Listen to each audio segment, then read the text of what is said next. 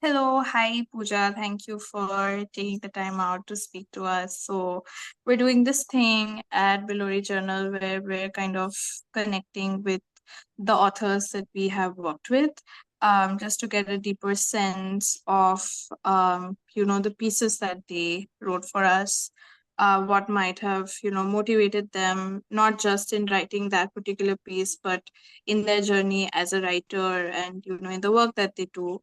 And we're really excited to hear more from you and to get to know you a little better. So I'm going to kick us off by just giving everybody who's watching this a very brief, quick introduction about you and the work that you do. So, Pooja is, she currently works in the development sector. She's based in London right now, and she works in the space around like partnership management and participatory funding, and it's all really interesting. But as an academic, Pooja has done a lot of work around decolonization, around post colonial poetry and music. And if I remember correctly, Pooja was also, I don't know if you're still doing it, Pooja, but you were also working on a podcast around the music scene in London. And I remember there being a lot of, elements of like decolonization and post-coloniality in that podcast and the work that you were doing. And that kind of ties in perfectly with the piece that you wrote for Bilori, which was around Caribbean music. It was around dub poetry and how that was and continues to be a form of really powerful resistance towards colonial structures and in general structures of power that exist even today. So I think there are like lots of interesting things to unpack here, and I will pass it on to Sai to ask the first question. Yeah. Hi, Pooja. Thank you again for joining us. Thank you So so much we for having me. so we just want to start off with asking how did you start writing? What has been your journey as a writer, and like what's your favorite thing about it? That's a funny question to answer, especially when I'm at a stage in my career now when I mostly write grant proposals and bids for funding and don't do as much writing for myself as I'd like to anymore. But in terms of starting my writing journey, I mean, obviously, I was in an English medium school back in India, and I think growing up, we were always being told how important it is for us to build on our English communication skills and literacy and to be able to write and communicate well in English. And I think that practice or that habit of writing came partly from the academic structures that we were part of, but the other side to it was I realized fairly early on, at an early age, that I enjoyed reading.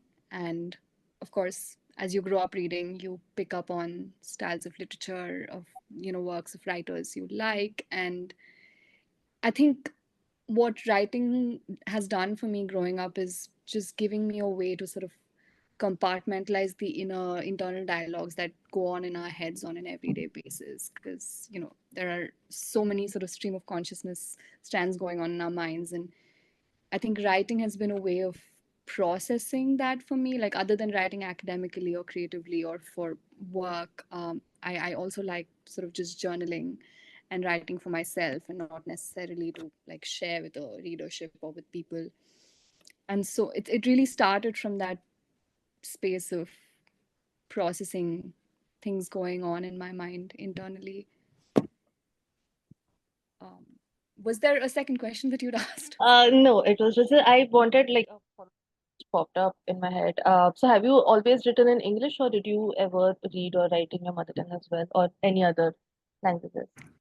It pains me and embarrasses me to admit this, but I'm not very good at Bangla, which is my mother tongue. And again, going back to the school system, I feel like I'm not blaming it entirely on the way we were sort of taught in English medium schools in India, but I don't think there was like you always had your mother tongue or your vernacular language being designated as sort of a second language, and it's a subject that you need to take in school to pass, and you're encouraged to speak in English with your friends all the time. And I think over time Bengali kind of took a bit of a backseat to me. And again, it's sad for me to admit that I've not explored as a literature student who loves reading. I did not even explore as much of Bengali literature as I would have wanted to or should have growing up. That's a very long answer to your question that no, I Yeah, have not written in Bengali yeah. all It that it is much. it does get difficult, especially when you're in an English medium school, to sort of keep up with multiple languages, and I it mean, I'm sure there are people, and I know people who've proactively cultivated that interest in themselves to read. Like Sanjukta and I went to university together. We have had friends and we've known people in our circles who had that flair or that inclination to have done both. And yeah, I never really did, unfortunately. yeah. Yeah, I mean, like you have to be quite proactive and put in very conscious effort to sort of keep up with. Possibly, yeah. Yeah, yeah, that, yeah. But that brings me to our next question about the essay you wrote for Bilori and your just experience in writing that essay particularly. Mhm. And just one follow-up to that is how did it feel to see it getting translated into another language? So just a bit of context setting, and obviously Sanjukta knows a lot of this, is as part of like when we were studying literature at university, we had an amazing professor who introduced us to these academic worlds of post-colonial theory and decoloniality and spoken word cultures. And I don't know if I would have started reading African writers' novels or Caribbean poetry if it hadn't been for that. I'd like to believe I would have. I'm not sure if I would have. But that was kind of like again academically a segue into starting to explore these sort of other literary works in English which were not part of the larger English language canon. uh, and it was just fascinating to be able to discover this literary world beyond your Victorian and Romantic writers. And that, yeah, it got, and again, as someone who's from India, that's been a former colony, and having been part of that sort of being implicated in that history of anti-colonial resistance, because India has been home to that as well, and Bengal, where we come from, has been home to that as well. And to be able to find those strands and those similarities in thought and in movement building, which is the context against which I think a lot of the writers I wrote about were writing at the time, was the starting point of exploring what spoken word poetry or performance poetry or dub as a form has had to present. And so to be able to take that time to sort of just reflect on either writers who were based in the UK at their time of writing, people like Benjamin Zephaniah, Louise Bennett, Lily Allen, who were, again, all of them writers using the English language, using the language of, the so-called colonizer to articulate a very strongly anti-colonial, anti-establishment, anti-hierarchical kind of politics of resistance that they espoused, which goes across various different streams where there are post sort of post decolonization struggles like anti-immigration policies in the UK, which people like Zephaniah were writing against, which they speak about, but they also go back to the time of empire and what colonization meant for the Caribbean world and its people, indigenous people, as well as people of African descent who were forcefully brought to this land as part of the transatlantic slave trade. And then the third wave of migration, which happened, which brought Asians and Indians to the Caribbean islands because, the plantations being run by the European powers that be needed more labor once slavery was abolished. And to be able to look at those sort of cultural hybridizations that happen in terms of language, in terms of form. A lot of the poems that I wrote about had these call and response patterns that they fell into. I've just got the poem open in front of me, the piece open in front of me. And I remember there was a poem by Lillian Allen called Conditions Critical, which was in a very musical, song like structure, which harks back to the calypso, which was, again, a Trinidadian form of song, which was about call and response, which is about, kind of enthusing the person listening to you to be part of this performance. So it's a very participatory and very audience based form of writing and performing and singing, which she taps into in this poem that she wrote called Conditions Critical. which was again about anti-colonial resistance, but also speaking to the legacy of colonization that continues to impact people in former colonies as well as people within the diaspora and former colonial centers. So yeah, I think writing that piece gave me a chance to reflect on a lot of these politics and also relate to a lot of it, being from the subject position that we are in as Indians. And when I look back at that piece now, I was reading it earlier today just to kind of refresh my memory, and I was like, as somebody who is, fortunately or unfortunately in London right now, and how so many of these issues continue to be topical even today with how anti-immigration the government is now, and with the state of hate crimes and prejudice and bigotry that continues to be a problem in the UK, which has not yet reconciled with its colonial past and refuses to. It's mind-boggling, but I think it's a good space of reflection to be in. um, the question that you asked about seeing my work in translation, obviously I had tried to use Google Translate to like read the piece when I had read it being published in Marathi, because I obviously don't understand the language. But I think two things that are very important, and again going back to using English as a medium of communication the way it is in India, is it makes works of literature such as this accessible obviously to a much wider readership who might not consider this as something that's relevant or relatable or of interest to them, simply because it's a piece in English about writers in another part of the world. And if, reading it in a vernacular language can spark the interest of even a few people to engage with a piece of work like that, it just the idea that, some people might have read that piece in Marathi is like, it's very heartwarming. And also, even more so, I feel like there are so many Indian languages which have such strong oral cultures within themselves, whether it's Marathi, where you've had the sort of Natya Sangeet tradition and Abhang, and such a strong history of folklore and oral forms within that language itself. Same as Bengali, where we have our Baul Shongit and Bhati Ali. So I think India similarly has a lot of these cultures and languages which have had very strong uh, sort of oral practices. And I think that kind of tied in very beautifully in terms of you're talking about this one thing in another language, but there are those spaces of overlap. So thank you so much for having given me the chance to write that piece and for having translated it. Yeah, we Thank will. you for giving us the honor of being able to publish it under Bilori's name. I think we had a lot of um, like we really loved reading that piece and working with it.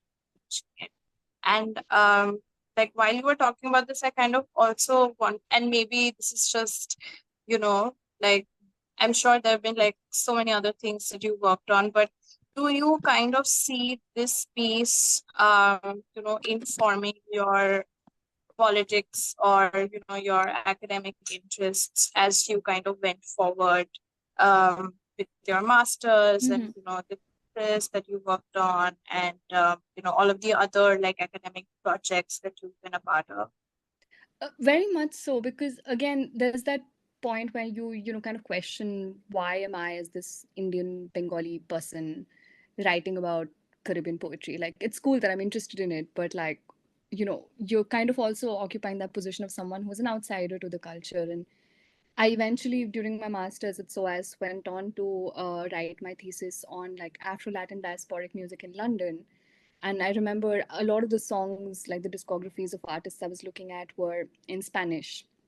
And I had an interesting experience of trying to like learn some elementary Spanish from like Spanish speaking friends I had in my student halls and on Duolingo to do that. But again, it was a continuation of that, being positioned as a cultural outsider, but also finding those strands of commonality in terms of themes that writers or artists you are studying or writing about are exploring, which you feel really resonate with you, because you can relate to that liminality of the diasporic subject position, because you're as someone here in London, I'm sort of part of that diaspora, and you're sort of like an outsider within, you're an immigrant, and you're implicated within that larger history.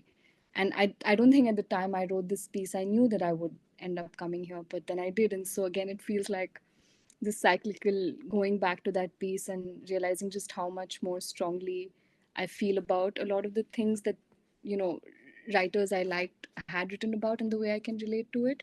So definitely.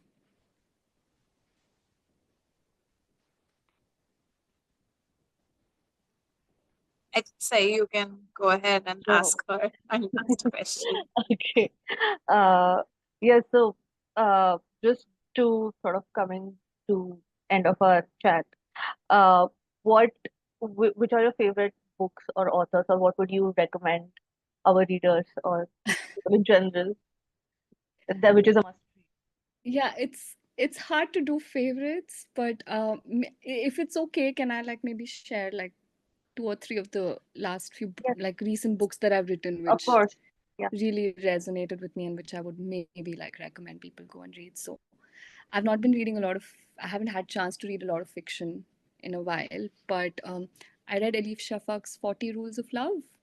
So Elif Shafak's a Turkish writer who writes this story, which is like a novel within a novel kind of structure. There are two parallel timelines, and it goes back to the time of Rumi and this figure of Shams of Tabriz, and the 40 Rules of Love kind of espouse Shams's philosophy to life and love and his relationship with God, or your relationship of love with anyone in your life. And there's like a parallel storyline of this woman who is basically reviewing a book, a manuscript that's been sent to her, and exploring her own relationship with her life and her ideas of love and spirituality through the process of that. And that was, yeah, it was beautiful. I did not know that much about Sufi philosophy at the time that I was reading it. I had read some of Rumi's poetry, like the way a lot of us who are interested in literature read some of Rumi's poetry, but um, I think that really opened up my mind to um, the Sufi idea of music and art, and the way in which Islam also has so much in common with like bhakti traditions that we have a history of within sort of the Hindu fold, and just so much of overlap across different ideas of faith. And that was a very interesting read. That was a very long answer. I'm sorry about that. And I think one other book I would recommend, which is a work of nonfiction, which I was reading recently at the time when I started my current job, is called Giving Back: How to Do Good Better by Derek Bardowell. So he kind of looks at the UK social and philanthropy sector and what's been wrong with it in terms of systems change, and how inclusive are we really being, and what does DEI really mean, and are we doing a good enough job of making sure that people who are left on the margins are truly being included and their voices are being heard. And I feel like a lot of it is quite relevant to the social sector and the development world in all parts of the world, internationally as well as in other countries like India. So yes, those would be my two recommendations. Thank you so much. Those were some great recommendations. And Yeah. yeah, yeah. Sanjukta, do you have any more questions? Follow up? I think I'm going to let her go. I think Yeah, we've held her for a while, and yeah. it was really nice to hear sort of you break down, how you approached the piece that you wrote for us. And I think I'm going to go back and reread it again Yeah. myself, just to kind of get into that feel again. So thank you, Pooja, for taking the time out and talking to us. Thank you so much, both of you.